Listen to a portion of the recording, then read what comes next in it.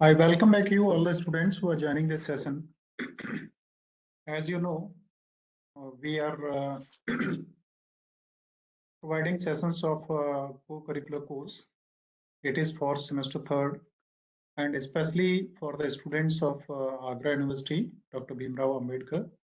And as I told earlier, it is same for all the universities across India. We are still in first unit, and we have successfully completed what is corporate social responsibility in our earlier class, nature, labels, faces and models. ये सभी कुछ हम लोग cover कर चुके हैं. Corporate governance क्या है और CSR and modern business tycoons.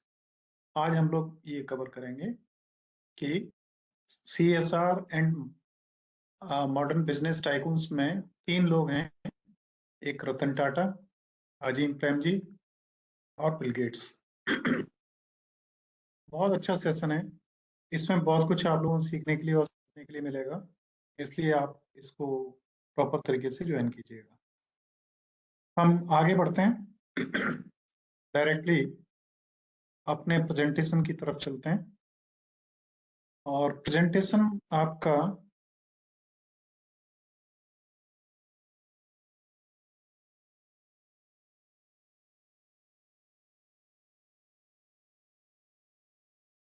Start होता है. थोड़ा सा मैं स्किप कर गया यहाँ से. तो आप अपनी स्क्रीन पर अभी देख पा रहे होंगे यहाँ से ये principle of ethics modern business tycoons. तो मॉडर्न बिजनेस टाइकून्स जो आधुनिक बिजनेस है, मॉडर्न ईरा जिसे हम कहते हैं आज का, उसमें बिजनेस के जिन्हें महारथी कहे हैं, बहुत ही बड़े नाम जिन्होंने दुनिया में अपनी पोजीशन ऐसी एक्सीलेंट बनाई जिसका कोई भी अल्टरनेट और नहीं उस लेवल तक पहुंच पाए. ऐसे तीन टाइकून्स हैं जिनके बारे में आज हम पढ़ेंगे. उनमें इंडिया से रतन टाटा जी हैं और विप्रो के CEO रहे अजीम प्रेम जी हैं, और इसके साथ में ही माइक्रोसॉफ्ट के चेयरमैन बिल गेट्स के बारे में इसमें हम पढ़ेंगे, जैसा सिलेबस में भी मैंने दिखाया था आपको. तो ये यूनिट 1 का पार्ट 9 है, मींस ये 9th लेक्चर है. तो आगे बढ़ते हैं. देखिए, ये आप देख पा रहे हैं आपकी स्क्रीन पर रतन टाटा जी हैं लेफ्ट में. तो इनका पूरा नाम रतन नवल टाटा है. ठीक. तो टाटा ग्रुप जिसे हम कहते हैं वो इनफैक्ट एक टाटा सन्स के नाम से जो पूरा का पूरा ग्रुप वो है बिजनेस, उसे टाटा ग्रुप के नाम से जाना. माइक्रोफोन आप लोग ऑफ कर लीजिएगा. तो यहाँ से देखिए, इसमें टाटा की भागीदारी हिंदुस्तान की इकोनॉमी में एक इतनी बड़ी पार्टनरशिप है कि यहाँ आप देख पा रहे होंगे अपनी स्क्रीन पर. इसमें you name 10 companies and one will be of Tata. आप सॉल्ट से लेके स्टील तक, पानी के जहाज से लेके एक गाड़ी तक, अगर 10 का नाम लेंगे तो उसमें से एक टाटा होगा. और इनकी 30 कंपनियां लगभग हैं जो 100 से ज्यादा देशों में फैली हुई हैं. और मिस्टर रतन नवल टाटा, जिन्हें एमरिटस एक वर्ड यूज होता है जो सम्मान पूर्वक सेवा से मुक्त हुआ. मैं ये लिख देता हूं कि नए वर्ड्स होते हैं आपको याद होने चाहिए, और नई चीजें आती हैं तो उन्हें आप सही से समझ सकें और स्वीकार कर सकें. बीच में भी अगर आपको कहीं भी कुछ पूछना होता है तो आप पूछ सकते हैं. ठीक है. तो ये चेयरमैन टाटा सन्स के रहे और लंबे समय तक रहे. बड़े उतार चढ़ाव आए, लेकिन उन्होंने जो किया वो बहुत ही सम्मानजनक स्थिति में टाटा को पहुंचाया. जब इन्होंने टाटा ग्रुप का चेयरमैन का पदभार संभाला था तो तमाम क्रिटिसाइज किया गया कि भाई भतीजाबाद टाटा जैसी कंपनी में भी वो होने लगा है. तो ऐसी स्थिति में ये सफल नहीं हो पाएंगे। लेकिन 2008 में भी जो डाउनफॉल आया इंडस्ट्रीज में, उसमें भी टाटा ने बड़े सलीके से सब कुछ मैनेज किया। और he is the industrial titan. अब ये शब्द आप देखिए, नए शब्द हैं। Of the Indian economy, advocating the believe that business can be profitable yet ethical and socially impact. तो he is the industrial titan. मतलब टाइटन मीन्स एक आइकन, एक ऐसा चेहरा जो पूरे इंडस्ट्रीज को रिप्रेजेंट करता हो। तो इनका ये कहना था कि बिजनेस हमारे एथिकल और सोशल वैल्यूज को मेंटेन करते हुए, प्रमोट करते हुए भी प्रॉफिटेबल हो सकता है। और आप लोगों को जानना चाहिए कि रतन टाटा जी अगर चाहते तो दुनिया में सबसे ज्यादा धनी आदमी के रूप में पहचाने जाते। इनके सामने कोई दूसरा ठहरता नहीं। लेकिन कारण क्या है कि टाटा ग्रुप अपनी कमाई का 65% डोनेशन में दे देता है। आप समझिए, जो 65% डोनेशन में दे देता है, उसके बावजूद भी इतने बड़े लेवल पे काम कर रहा है। तो ऐसा आदमी गलत तरीके बिजनेस में अपनाएगा ही नहीं। अपने कर्मचारियों को हित चाहेगा, अपने देश का हित चाहेगा। और जो एथिकल प्रैक्टिस में आती हैं जो चीजें, उन्हें सबसे ज्यादा फॉलो करेगा। अब इनके बारे में थोड़ा सा जान लीजिए कि रतन टाटा जी कौन, क्या और कैसे हैं।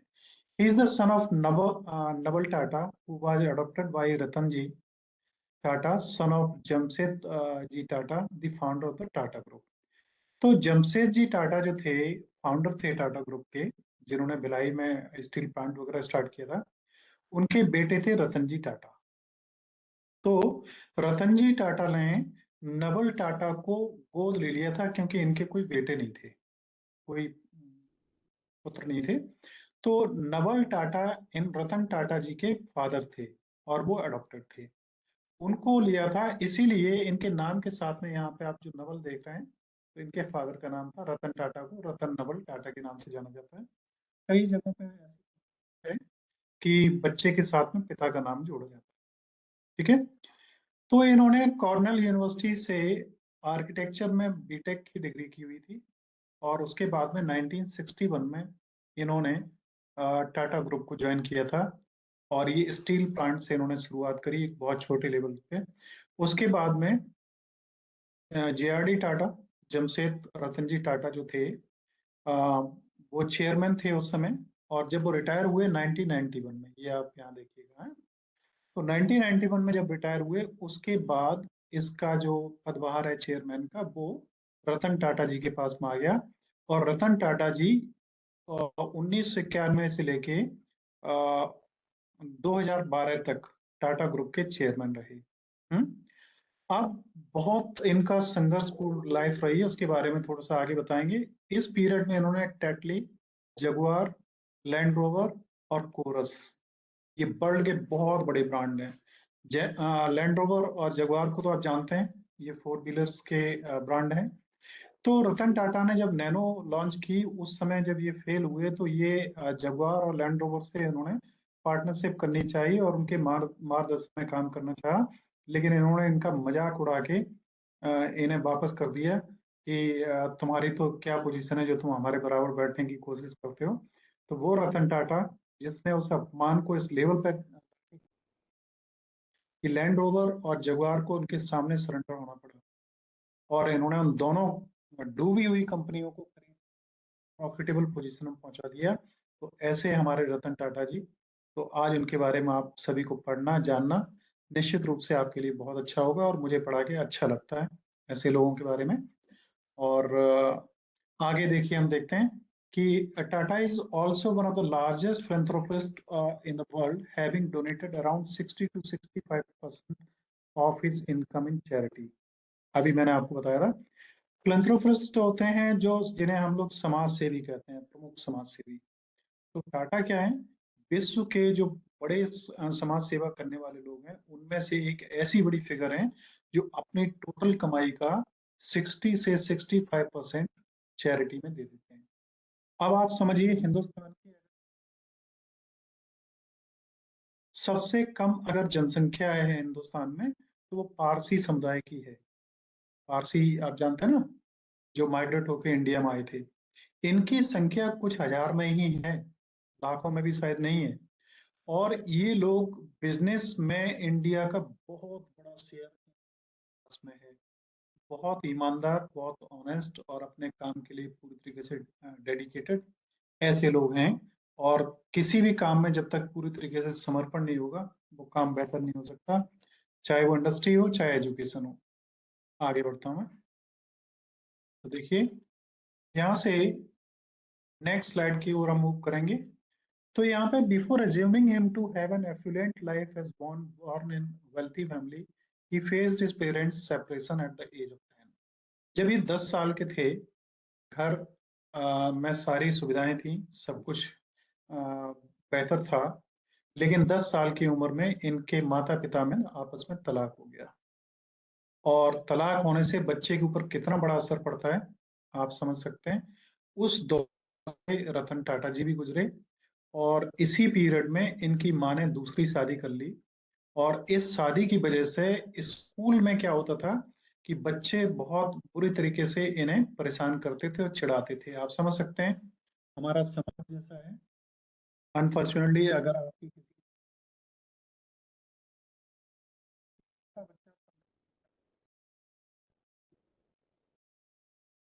और वो किसी को समझा भी नहीं सकता कि ऐसी स्थिति में मेरी कोई गलती नहीं है और मैं यहाँ पे गलत नहीं हूँ, जो कुछ किया माता पिता ने किया।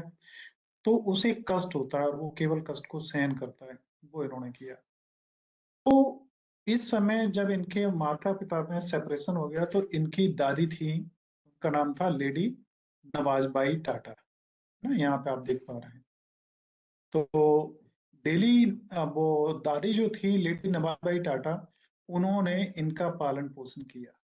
अब आप देखिए, स्वामी विवेकानंद का था उनके कलाम साहब के बारे में, जो उन्होंने कहा था कि पेरेंट्स, तो यहाँ रतन टाटा जी के पेरेंट्स हो पाए, लेकिन उनकी दादी जो थी नवाजबाई टाटा, वो उनके लिए रोल मॉडल। और टाटा ने बहुत जगह अपनी स्पीचेस में कहा है कि जो लीडरशिप स्किल्स उनके पास में आज हैं, वो उन्हें उनकी माँ ने उन्हें बड़ा करते हुए जो सिखाई, मतलब दादी ने, कि क्या सही है क्या गलत है, वो स्किल्स हैं उनके पास जो सपोर्ट करती हैं। तो 1991 में जब जेआरडी टाटा जो थे वो चेयरमैन से नीचे आए और रतन टाटा को चेयरमैन बनाया गया, तो सभी लोगों ने इनको इनका विरोध भी किया और इनकी योग्यताओं पर संदेह भी किया। और ये कहा गया कि इनसे ज्यादा बेहतर योग्य लोग थे टाटा ग्रुप में, लेकिन चूंकि ये रतन टाटा जी के सुपुत्र हैं जिन्हें गोद लिया गया था, इस वजह से इन्हें चेयरमैन बनाया जा रहा है। ऐसी बातें, तमाम तरीके की बातें की गई, लेकिन रतन टाटा जी ने इन बातों का किसी का कोई जवाब नहीं दिया। और वो एक टाइम का इंतजार थे, और उन्होंने प्रूव करके दिखाया कि भाई भतीजेवाद की बजाय अपनी क्वालिटीज को उन्होंने प्रूव किया। और आज टाटा सन्स बहुत ही वर्ल्ड की बेस्ट और विश्वसनीय चीजों में से एक है, और हिंदुस्तान में इनका बहुत बड़ा योगदान है। जहां तक हम बात करते हैं प्रिंसिपल एथिक्स और कॉर्पोरेट सोशल रिस्पॉन्सिबिलिटी की, तो जब से एम्प्लॉइज के और साथ में आसपास के जो लोग थे उनकी भलाई के लिए काम किए थे। ठीक है ना, आगे बढ़ते हैं। In the world of bloated egos, जहाँ लोगों में अहंकार इतना ज्यादा भरा हुआ है कि where every one is great rates of providing you know who am I. आज की दुनिया में जहाँ अहंकार से हर व्यक्ति भरा हुआ है, और वो इस दौड़ में है कि सभी को ये बताना चाहता है कि तुम जानते हो मैं कौन हूँ, ऐसे में रतन टाटा एक अपवाद के रूप में है। और rather than just mentioning page 3 glorification of billionaires and their luxurious lifestyle, let's see him an example of what the goal of our lives should look like. Is it any less fascinating? I bet not. मतलब जहाँ पे हर आदमी अपने अहम से अहंकार से भरा हुआ है और अपने आप प्रदर्शन कर रहा है, वहीं पे रतन टाटा जी जैसा नाम जो बहुत अमीरों में भी रहा और जिसके पास में सब कुछ था और है, उस व्यक्ति ने अपना जीवन, एक अरबपतियों को जो जीवन होता है लग्जरियस लाइफ को छोड़ के, एक ऐसा लाइफ स्टाइल सामने रखा जिसका हम सभी को अनुसरण करना चाहिए और उनसे सीखना चाहिए और इनसे प्रेरणा लेनी चाहिए।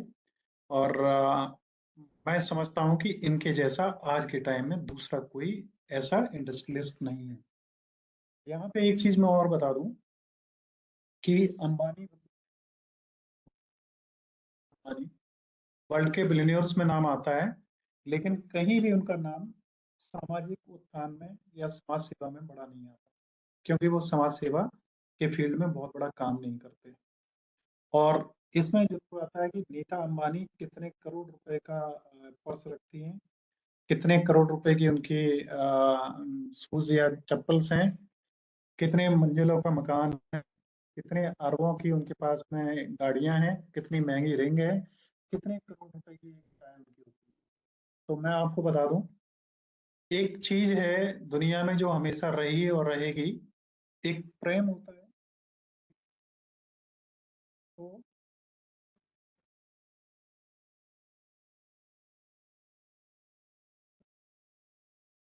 तो वो उसे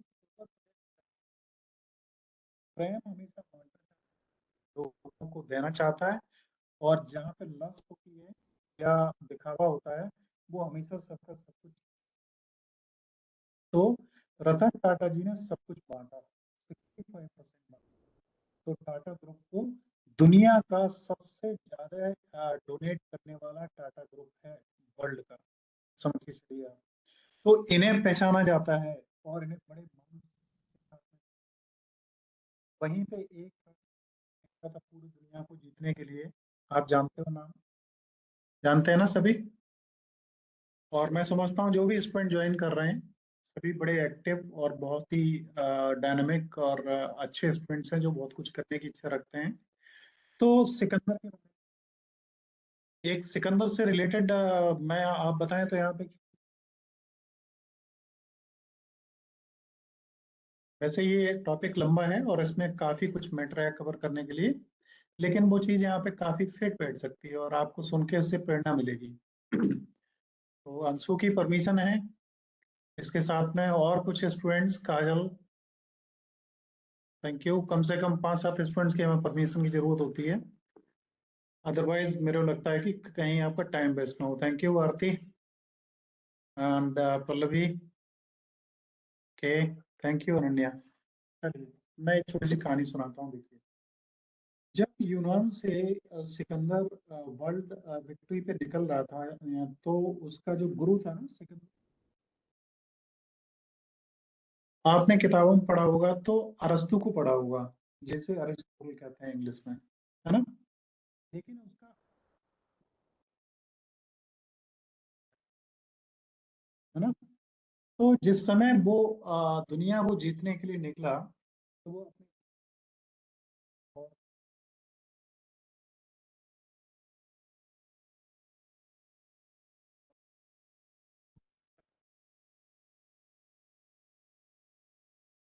और बड़ा लेटा हुआ था, तो उसने उसे प्रणाम किया। और उसके सिपाहियों ने पहले, और उसने प्रणाम प्रणाम पे भी किसी भी कोई ध्यान नहीं दिया, मस्ती में लेटा हुआ था। फिर उसने कहा कि मालूम है तुमसे मिलने कौन आया है?" तो उसने तब भी कोई जवाब नहीं दिया। फिर वो बोला, देखो सिकंदर तुमसे मिलने आया है, जो वर्ल्ड विक्ट्री पे निकल रहा है पूरी दुनिया को जीतने के लिए, और वो तुमसे मिलने के लिए आया है। तो बड़ी तेजी से आप समझ सकते हैं, बहुत ज्यादा है। अब ये किसी को बड़ी बेइज्जती वाली है ना, कि मैं क्या हूँ, you know who I am, जो यहाँ पे सेंटेंस लिखा दिख रहे हैं सामने। इस दुनिया की दौड़ में हर एक आदमी अपने आप को प्रूव करके दिखा। अलेक्जेंडर ने कहा, तो मैंने काफी देर,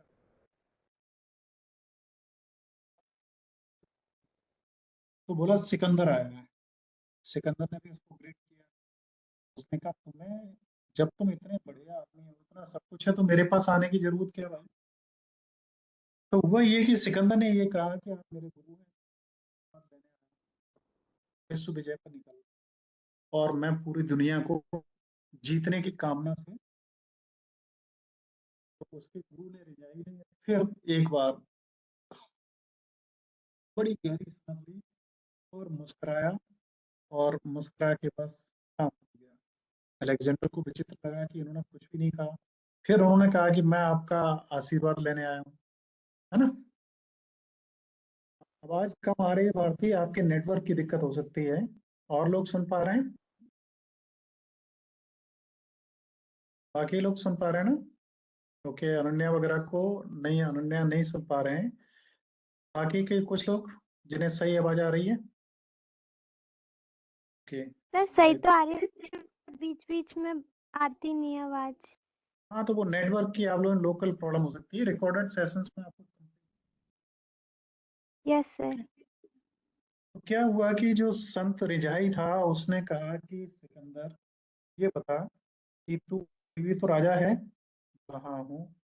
तो फिर दुनिया का राजा क्यों बनना चाहता है? तो वो बोला कि दुनिया को जब मैं जीत के आऊंगा तो एक बात अलग होगी, लोग मेरा मान सम्मान ज्यादा करेंगे, और मेरा पूरी दुनिया में नाम होगा। तो वो रिझाई जो था वो बोला, ऐसी पता नहीं कितनी दुनिया इस ब्रह्मांड में है, और कितने अरब खरब सिकंदर आए और चले गए, और ये दुनिया चलती रही चलती रही, तेरे विजयी और तेरे सम्मान में क्या वृद्धि होगी क्या नहीं होगी ये तो, लेकिन जो दुनिया की सतह पर निकला है वो कभी वापस लौटा नहीं। समझ रहे हैं आप? ये रिजाई का कहना था। तो सिकंदर ने कहा कि मैं लौटूंगा भी, और दुनिया को जीत के लौटूंगा। और उसके बाद आपको सिकंदर की लाइफ के बारे में मालूम है। इंडिया आया, और किस तरीके से उसका जो सेनापति था सेल्यूकस, वो अपनी बेटी की शादी करवा के जो चाणक्य के शिष्य थे उनके साथ में, और यहाँ से संधि करके वापस लौटा था। और फिर रास्ते में जाते हुए अलेक्जेंडर जो था, उसके कई जख्म और घाव थे, और वो मतलब उसने शरीर छोड़ दिया था। और उसके तब उसने लास्ट टाइम में ये कहा था कि जो हमारे गुरु ने कहा था, बहुत बड़ी बात थी, मैंने नहीं मांगनी, लेकिन आज मैं उनकी बात को ध्यान करते हुए आप सभी शिष्यों से मैं, और जितने उनके, आपसे मैं ये कहना चाह रहा हूँ कि जब मेरा जनाजा निकाला जाए तो मेरे दोनों हाथ जनाजे से बाहर होने चाहिए, जिससे और लोगों को ये मैसेज दिया जाए कि सिकंदर जो पूरी दुनिया को जीतने की क्षमता रखता था, वो भी जाने के समय खाली हाथ जा रहा है। तो दुनिया को जीतने की कामना गलत है, और जिसने खुद को जीत लिया उसे किसी की न दिखाने की जरूरत पड़ी, न किसी को कोई प्रमाण देने की जरूरत पड़ी। वो अपने आप में अत्यंत खुशी को प्राप्त हुआ, और यही हमारे देश की परंपरा रही है। विदेशों में देखो, जो एक एग्जाम्पल मैंने अभी इसमें आपके सिलेबस में आया हुआ है बिल गेट्स का, और डेफिनेटली वो वर्ल्ड का रिचेस्ट पर्सन रहा, बहुत लंबे समय तक रहा, फॉर्ब्स मैगजीन में टॉपर रहा। लेकिन बहुत बड़ी बात बताऊं कि बिल गेट्स ने भी लाइफ में ऐसे ऐसे कर्म किए जिनमें आप कहीं पे भी सामाजिक समरसता या वो नहीं देखेंगे समर्पण, बल्कि अपने आप को नंबर वन बनाने के लिए कई गलत प्रैक्टिसेस का भी यूज किया। और वेस्टर्न कंट्रीज में एक दिक्कत यही है कि वहाँ पे जो सबसे ज्यादा धनी आदमी होता है उसी को सबसे ज्यादा सम्मान दिया जाता है, और हमारे हिंदुस्तान में सबसे धनी आदमी सबसे गरीब कंगाल फकीर के पास में संत के पैरों में जाके गिरते हैं। ये अंतर है हमारी कल्चर्स में। तो मैं आगे बढ़ता हूँ। तो रतन टाटा जी एक इतने बड़े उद्योगपति होने के साथ में इतने महान व्यक्ति, ये वास्तव में संत अगर इन लोगों को भी कहा जाए तो गलत नहीं है। हमें इन लोगों से सीखने की जरूरत है। मॉनेटरी गेनिंग भी हमें करनी चाहिए, लेकिन हमारी उस गेनिंग में कोई कपटपूर्ण व्यवहार ना हो, जिससे हम अपनी आवश्यकताएं केवल पूरी करें, और उसके लिए दूसरों को चाहे हमें कुछ भी देना पड़े और वो हम दें, और अपनी आवश्यकताओं को पूरा करें। टाटा ग्रुप ने हिंदुस्तान पे जब भी प्रॉब्लम्स आई हैं तो आगे बढ़ चढ़ के हमेशा काम लिया, और हमेशा सहयोग किया, और इनका एक बड़ा सहयोग रहता है। मैं आगे बढ़ता हूँ, देखिए सिलेबस की तरफ। और इम्पोर्टेंट टॉपिक है, मेरे को बात की चिंता नहीं है कि कैसे पढ़ाया जा रहा है, कैसे, मेरे को जितना सिलेबस उसे कवर करते हुए जितना बढ़ सकते हैं उतने हम लोग बढ़ेंगे। तो यहाँ पे ही इज प्लेस्ड, देखो अब कुछ आते हैं बीच बीच में जो नए होते हैं और आपको जानना जरूर चाहिए। प्लेस मीन्स क्या होता है? कुछ करने के लिए औपचारिक वचन देना, प्लेस्ड। अब कुछ करने के लिए औपचारिक वचन देने का मतलब क्या है? कि हम गारंटी नहीं दे रहे, ना हम ये कह रहे हैं ऐसा होगा ही, लेकिन हम औपचारिकता पूर्ण कह रहे हैं कि हम अपनी कमाई का 10% डोनेट, फिर अगर हम ना करें तो कोई भारतीय नियम ऐसा करना ही पड़ेगा, ठीक है ना? तो ये चीज है। तो उन्होंने एक औपचारिक वचन दिया था, उसके तहत 1500 करोड़ रुपए तो उन्होंने कोरोना के टाइम में, जो पेंडेमिक आया था उसमें इन्होंने 1500 करोड़ रुपए डोनेट किया था। उसके बाद में more than 65% of shares are invested in charitable funds directly serving peoples need.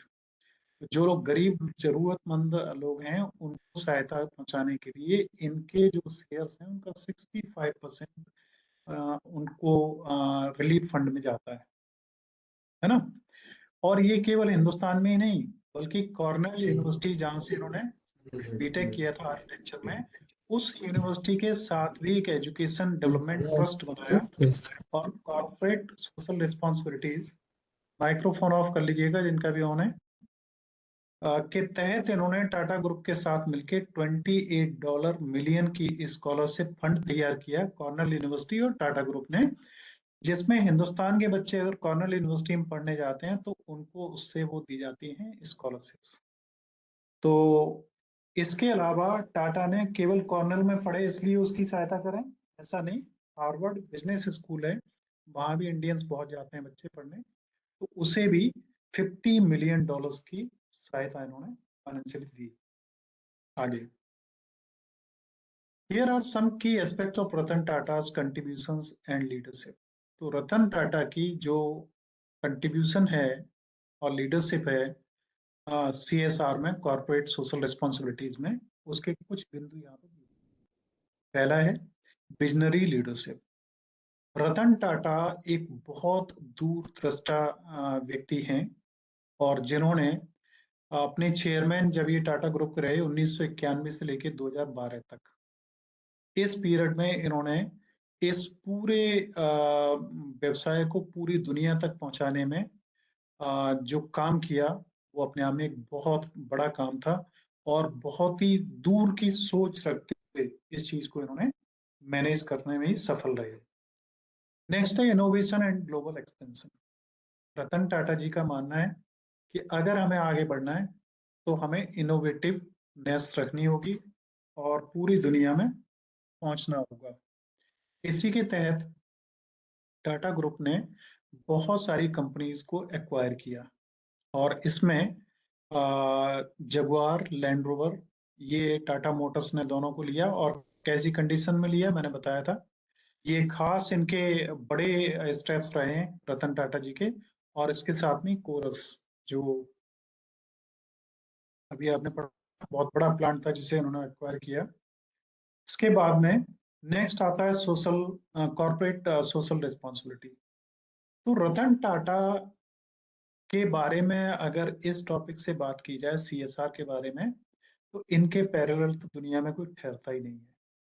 सामाजिक सद्भाव, सामाजिक उत्थान, जिसमें शिक्षा, स्वास्थ्य और सामुदायिक विकास, ये 3 पॉइंट ऐसे रहे जिस पे टाटा ने बहुत ज्यादा काम किया, और इन्होंने ऐसे काम किया कि वो दुनिया के लिए मानक बन गए, दुनिया जिन्हें फॉलो करती है।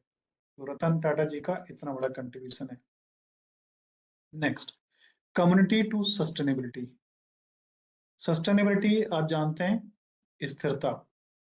तो रतन टाटा ने पर्यावरण और बिजनेस में आपस में तालमेल कैसे हो और ये लंबे समय तक किस तरीके से सफलतापूर्वक ऑपरेट किए जा सकें, इन चीजों को ध्यान में रखते हुए बहुत बेहतर लेवल पर काम किया।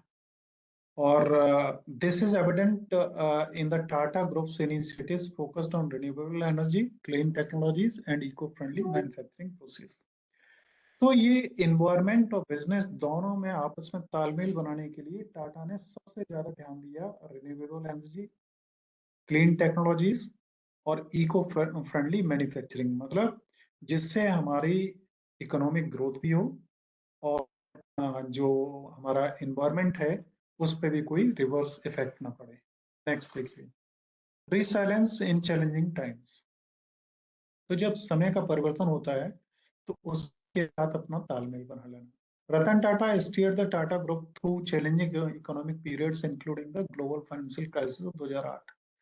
2008 की जो विश्व में एक उथल पुथल खड़ी हुई थी फाइनेंस के फील्ड में, उसमें माइक्रोसॉफ्ट भी डगमगा गई थी। उस समय चेयरमैन बिल गेट्स ही थे, तो ये तक हिल गए थे। लेकिन उस डिफिकल्टी के पीरियड में भी इन्होंने अपने आप को एस्टेब्लिश कराए रखा और ये उसको भी सरवाइव करके आगे बढ़े। Investment in innovation and startups. तो टाटा ने हमेशा इनोवेशन और जो नए स्टार्टअप करने वाले लोग भी हैं रिसर्च एंड डेवलपमेंट में, उनको तमाम को तमाम तरीके से हेल्प किया। और बहुत सारे यूथ्स जो कुछ करना चाहते हैं और उनके पास फाइनेंशियल प्रॉब्लम्स हैं या रिसर्च करने के लिए उनके पास में पर्याप्त संसाधन नहीं है, टाटा ग्रुप्स ने उन सभी को बहुत अच्छे तरीके से हेल्प किया और बहुत कुछ है ना। नेक्स्ट है पर्सनल इंटीग्रिटी एंड ह्यूमिलिटी। तो व्यवसाय के साथ साथ आप अपनी जो इंटीग्रिटी है, पवित्रता है और मानवता, इन दोनों को अगर मेंटेन करके रख पाए तो इससे बेहतर बिजनेस कोई नहीं हो सकता। Ratan Tata is known for his personal integrity, humility and ethical standards. Ratan Tata को इंडस्ट्रियलिस्ट के अलावा व्यक्तिगत तौर पे उनकी अपनी एक जो पवित्रता है, मतलब और एथिकल स्टैंडर्ड्स हैं, नैतिक मूल्य उनके अपने खुद के जो हैं और मानवता के प्रति उनकी सोच जो है उसने उन्हें बड़ा करीब ला दिया लोगों के। आपको मालूम है, आप थोड़ा सा सर्च कीजिएगा इसके बाद में, कि रतन टाटा जी के साथ में अब एक यंग लड़का रहता है जिसके बारे में ये कहा जाता है कि हो सकता है, वैसे तो और भी दो तीन नाम हैं जो नेक्स्ट चेयरमैन हो सकते हैं इसके टाटा इंडस्ट्रीज के, टाटा सन्स के, या टाटा, उसमें एक लड़का जो उनके साथ अभी जुड़ा है वो उनकी एक कंपनी में ही काम करता था। रतन टाटा जी के पास वो डायरेक्टली कैसे जुड़ा, किसी को मालूम है? अगर पता हो तो बताइए। ये जो तीन चीजें हैं ना, रतन टाटा जी की इंटीग्रिटी, ह्यूमिलिटी और एथिकल स्टैंडर्ड्स, इसी से ही संबंधित है, इसलिए मैं इसका जिक्र यहाँ पे कर रहा हूँ। लेकिन वो लड़का क्या करता था कि वहां पे जो बेंगलुरु में जो कुत्ते होते हैं गलियों में, स्ट्रे डॉग्स जिन्हें कहते हैं, तो वो उन्हें चोट लग जाती है, उन्हें खाना देने वाला कोई नहीं, उनके जख्म होते, तो वो क्या करता है, उन कुत्तों की देखभाल करता था और उनको खिलाना पिलाना, नहलाना, उनकी दवाई वगैरह करवाना, और जहां भी स्ट्रीट डॉग्स इस तरीके के दिखाई देते थे उनका सहयोग करना। और वो कुछ वीडियोस अपने रतन टाटा जी को एक बार ऐसा देखने के लिए मिला, पता किया तो पता लगा वो तो उनका ही एम्प्लॉई है। तो इस बात से वो इतने प्रसन्न हुए कि उन्होंने उसे अपने पास बुलाया। तब से ये कहा जाता है कि वो रतन टाटा जी के साथ में रहने वाला एक ऐसा व्यक्ति है जिससे रतन टाटा जी बहुत विश्वास उस पर करते हैं और उसको अपने साथ रखते हैं। तो आप समझिए, अगर आप कुछ अच्छा करते हो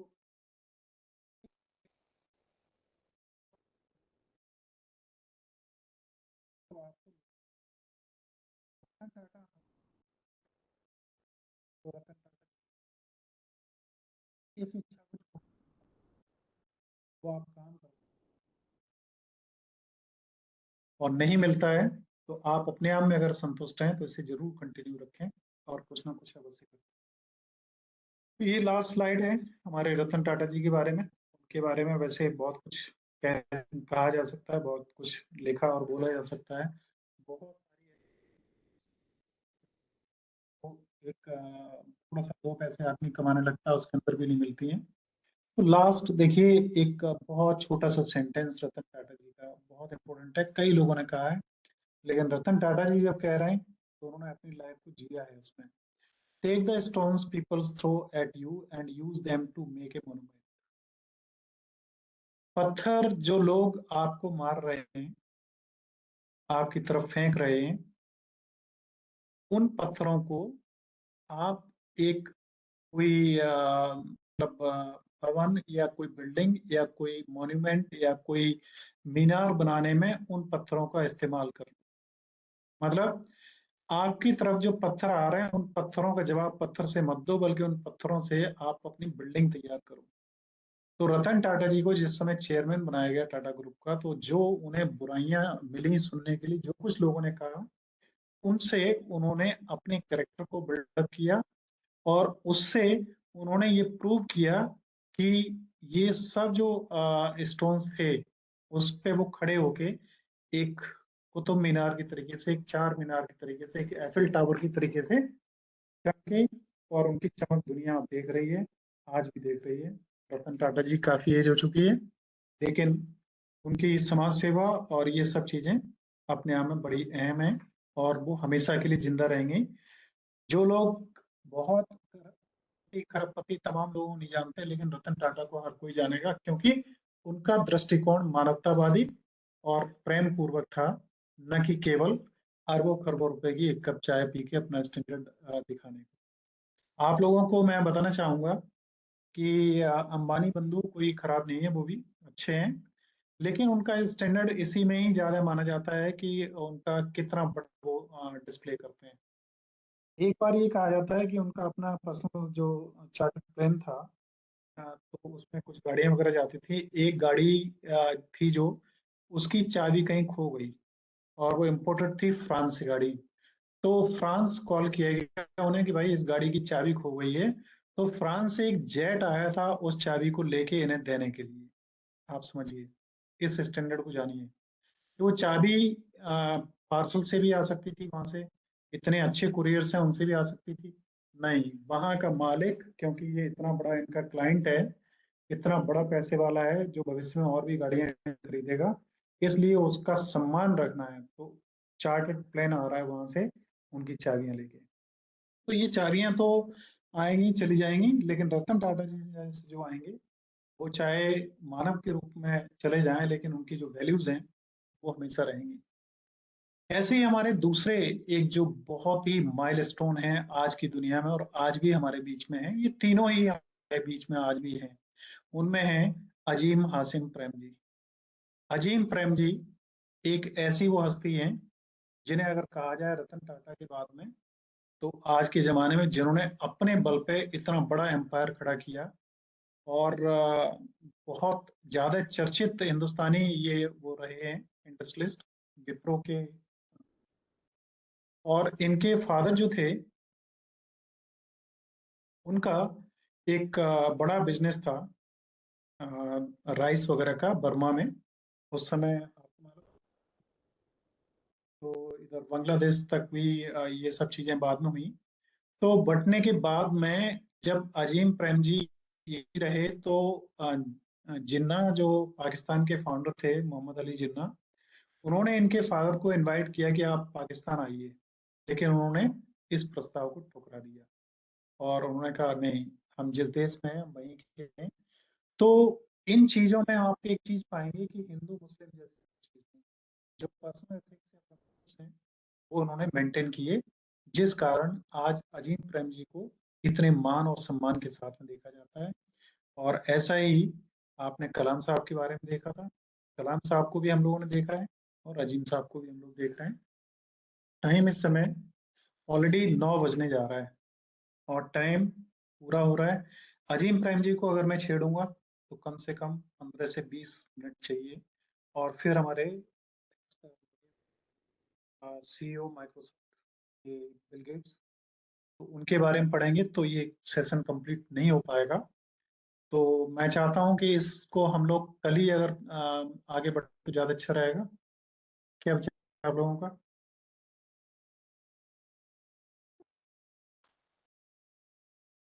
आप बताएं तो मैं आज भी कंप्लीट कर सकता हूं, और अदरवाइज एक ये पूरा सेशन तसल्ली से दिया जा सकता है जिसमें आप बेहतर तरीके से समझ के हम लोग आगे बढ़ सकते हैं। इसको कल के लिए रखा जाए, यस सर। क्योंकि इन दोनों लोगों के बारे में भी आप लोगों को अच्छी तरह जानना चाहिए, और इनसे अगर थोड़ी सी आप लोगों को कुछ प्रेरणा मिलती है तो निश्चित रूप से वो एक कैटलिस्ट का काम करेगी आपको बूस्ट अप करने का। तो आज इस सेशन को हम लोग यहीं रखेंगे, ठीक है। अगर कुछ इसमें पूछना हो, कुछ बात करनी हो तो आप पूछ सकते हैं।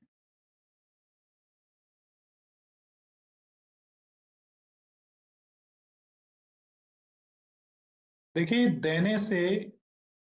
देने से बहुत कुछ जो आपको मिलता है वो लेने से कभी नहीं मिलता। प्रेम जिसके अंदर है वो बांटना चाहता है, और जिसके अंदर अहंकार है वो दूसरे का छीन लेना चाहता है। तो प्रेम और अहंकार में यही अंतर है। और जो छीन लेता है वो आपको मालूम है नेगेटिव एनर्जी से भरा हुआ होता है, और जो बांटता है वो पॉजिटिव होता है। और आप जो देते हैं लेते हैं वैसे ही आप खुद बन जाते हैं। सो whatever you follows, that becomes your character.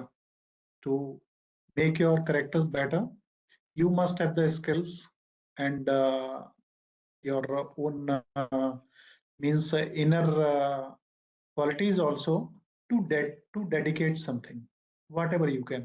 आप अजीम प्रेमजी नहीं बन सकते, आप चेयरमैन बिल गेट्स नहीं बन सकते, आप रतन टाटा नहीं बन सकते, लेकिन जो कुछ है वही आप कर सकते हैं, उतना ही करिए। So thank you all for joining this session, and we will meet tomorrow on the same time. Thank you, Pallavi, and all the candidates who are joining in this today's session. Thank you all for joining. And now I'm just going to wind today's session. And if you have any question, you can ask me. कोई भी अगर पूछना चाहें तो आप पूछ सकते हैं।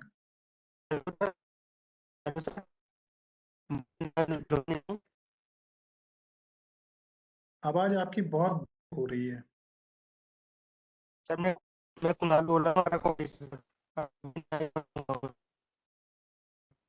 आवाज बहुत कट रही है आपकी, दोबारा बोलिए। चलिए, मैं रिकॉर्डिंग को यहीं ऑफ कर रहा हूँ। अगर आप लिख के देख सकते हैं तो लिख के आप अपना मैसेज करिए, मैं आपको रिप्लाई करूँ। So thank you all for joining this session.